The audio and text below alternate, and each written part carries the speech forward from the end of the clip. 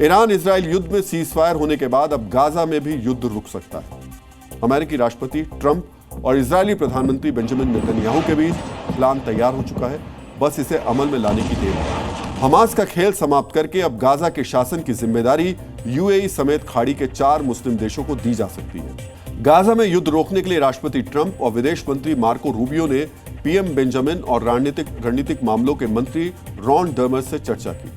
Israeli अखबार हायूम के मुताबिक दोनों देशों में गाजा की कमान यूएई को सौंपने पर बात हुई है। इसके अलावा अब्राहम अकॉर्ड के मुताबिक उसके विस्तार पर भी सहमति बन गई है। इस योजना में फिलिस्तीनी गुट हमास के नेताओं को सरकार से बाहर निकाल दिया जाएगा। संयुक्त अरब अमीरात और मिस्र समेत 4 अरब देशों को गाजा का शासन संभालने की जिम्मेदारी दी जाएगी।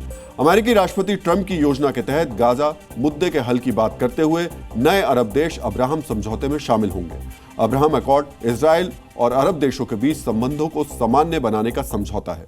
अब्राहम समझौते को अरब देशों और इजराइल के बीच पुल की तरह देखा जा रहा है। अमेरिका की लंबे समय से इस समझौते के विस्तार की कोशिशें रही हैं।